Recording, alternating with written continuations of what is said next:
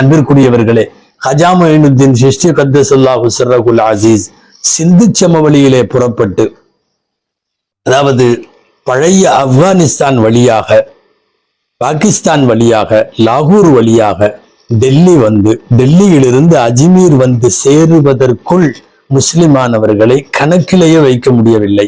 எல்லாம் ஆயிரக்கணக்கில் லட்சக்கணக்கில் எங்கேயும் உட்கார்ந்து இஸ்லாத்தினை பத்தி அவர்கள் பிரச்சாரம் செய்து பேசியதாக வரலாறு இல்லை. நம்மெல்லாம் வாழ்க்கையில ஒரு 90 லட்சம் பேர்லாம் இல்லை, ஒரு 9 பேரை இஸ்லாத்துல சேர்த்துனாவே அபாரமான சாதனை. அதுவும் இஸ்லாத்தை பற்றிய ஞானத்தால் கவரப்பட்டு இஸ்லாத்துல சேர்றோம். ஆனா இங்க பார்த்தா 90 லட்சம் பேர் இஸ்லாத்துல சேர்ந்திருக்கிறார்கள்.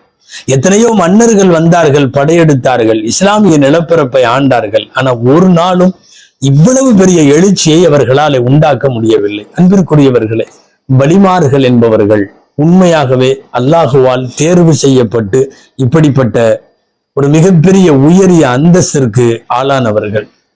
இந்த வாய்ப்பெல்லாம் ஒருத்தருக்கு தானா உடம்புல வந்து வராது. அவர் பார்க்கிற போது அந்த பார்வையில இப்படி வரும்னு பெருமானார் ஸல்லல்லாஹு அலைஹி வஸல்லம் ஒரு ஹதீஸ்ல சொல்லுவாங்க, இத்தகு ஃபிராசத்தல் முஃமின், ஒரு முஃமினுடைய அகப்பார்வையை அஞ்சி கொள்ளுங்கள். ஒரு முஃமினுடைய அகப்பார்வை, அந்த கண்ணுக்கு அது தெரியும். நீங்கள் கேள்விப்பட்டிருக்கலாம், ஹஜ்ரத் உஸ்மான் ரலியல்லாஹு தஆலா அன்ஹு யாருடைய கண்ணையாவது பார்த்தால் அந்த கண்ணுக்குள்ளிருந்து அவர்களிடம் ஒளிந்து கிடக்கிற விஷயத்தை சொல்லுவார்கள் என்று பார்க்கிறோம்.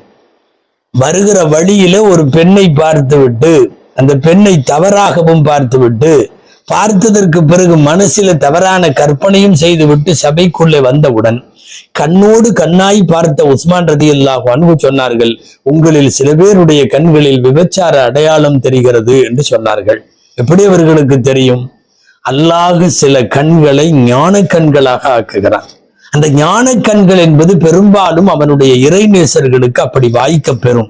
அப்படி வாய்க்க பெற்ற ஞான கண்ணில உள்ளவர்கள் தான் ஹஜா மொயினுத்தீன் சிஷ்டி கத்தஸல்லாஹு சிர்ரஹுல் அசீஸ்.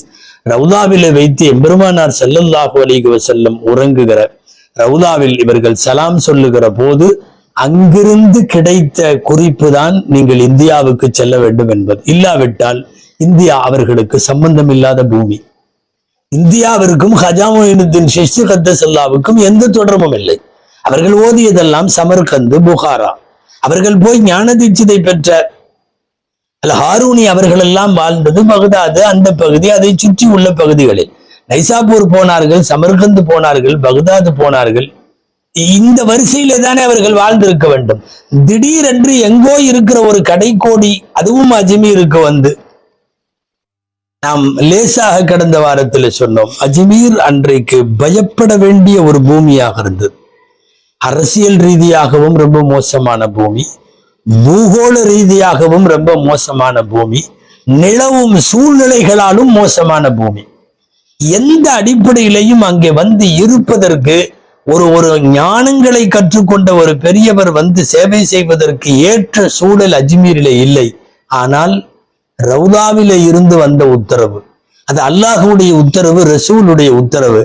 வந்தார்கள். அல்லாஹ் ஒரு பெரிய துணை கண்டத்தில் இவ்வளவு பெரிய மாற்றத்தை எல்லாம் ஏற்பாடு செய்து கொடுப்பான் என்று தெரியவில்லை. அபாரமான வளர்ச்சியை, இஸ்லாமிய வளர்ச்சியை அல்லாஹ் ஒரு தனி மனிதர் மூலம் ஏற்பாடு செய்தார்.